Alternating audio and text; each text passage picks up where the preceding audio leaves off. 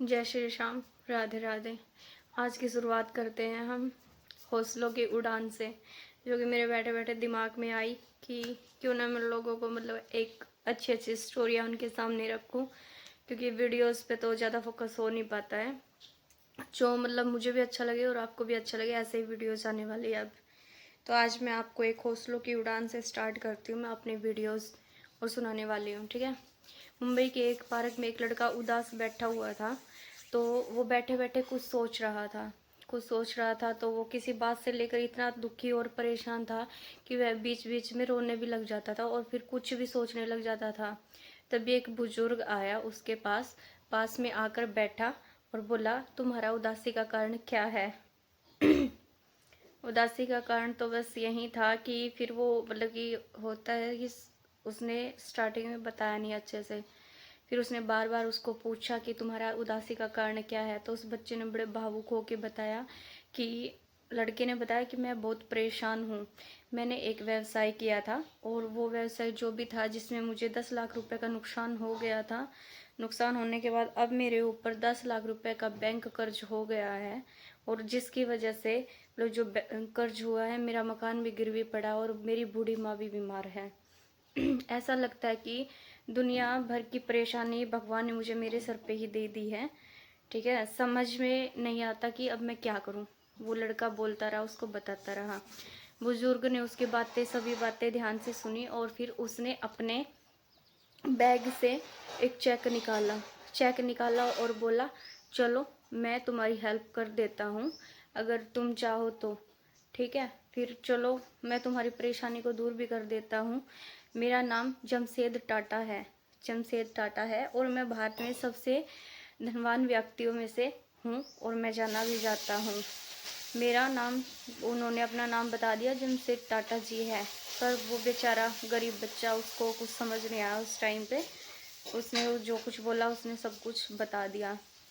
और मैं भारत में सबसे धनवान व्यक्तियों में से हूँ। लो मैं तुम्हें 10 लाख रुपए का चेक देता हूँ। तुम बुजुर्ग ने उसकी बातें ध्यान से सुनी और अपने बैग से एक चेक निकाला और बोला, चलो मैं तुम्हारी परेशानी दूर कर देता हूँ। मेरा नाम जमशेद टाटा है और मैं भारत का सबसे धनवान व्यक्तियों में से हूँ। ये लो, तुम 10 लाख रुपए का चेक लो और चेक दे रहा हूँ, तुम अपनी परेशानियाँ दूर कर लो। इसी के साथ में इससे अपनी परेशानी दूर कर लो और पैसे कमाकर मुझे वापस कर देना, ठीक। मैं आपको 1 साल के बाद आपको इसी जगह पर मिलूंगा और अपने पैसे मैं ले लूंगा। और इतना कहकर बुजुर्ग वहां से चला गया। लड़का अवाक रह गया, हैरान हो गया कि अच्छा, ऐसे ऐसे भी इस दुनिया में इंसान है। इतना कहकर वो बुजुर्ग वहां से चला गया। फिर इसके बाद में क्या था कि जैसे कि जब वह जमशेद जी के नाम से परिचित था, पर उसने कभी देखा नहीं था कि उसे तो विश्वास ही नहीं हो रहा था कि कोई मतलब इतनी बड़ी हस्ती उसकी और इतनी बड़ी रकम देकर किसी अनजान कोई भी किसी भी अनजान व्यक्ति को कैसे दे सकती है। और उसने सोचा कि जब अनजान व्यक्ति मुझ पर इतना भरोसा विश्वास करके चला गया है, कर सकता है, तो मुझे खुद पर क्यों ना भरोसा हो। अब उसने निश्चय किया कि मैं इस चेक का इस्तेमाल नहीं करूंगा मैं। पहले वह अपना पूरा प्रयास पूरी ईमानदारी से करेगा। यदि वह अपने प्रयास में असफल रहा तो वह उस चेक का इस्तेमाल करेगा। उसने चेक को अलमारी में सुरक्षित जगह पर रख दिया, ठीक है। और अपने काम में पूरी तपस्या पूरी तन्मयता से लग गया, जो कि एक तपस्या करते उसकी तरह, एक परीक्षा भगवान ने उसकी ली थी उसकी तरह वो लग गया।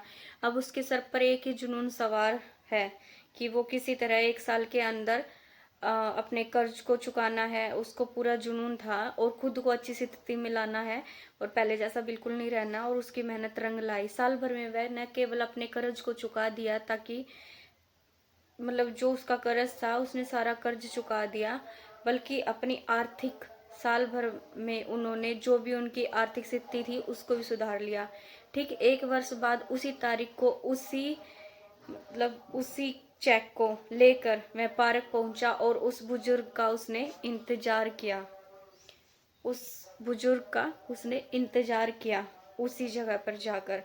तो तभी वो बुजुर्ग आते दिखे। एक लड़के ने बहुत सम्मान से अभिवादन किया और चेक बढ़ाकर कुछ कहना चाहा कि तभी एक वहां पर नर्स आई उस बुजुर्ग को पकड़ लिया और ले जाने लगा।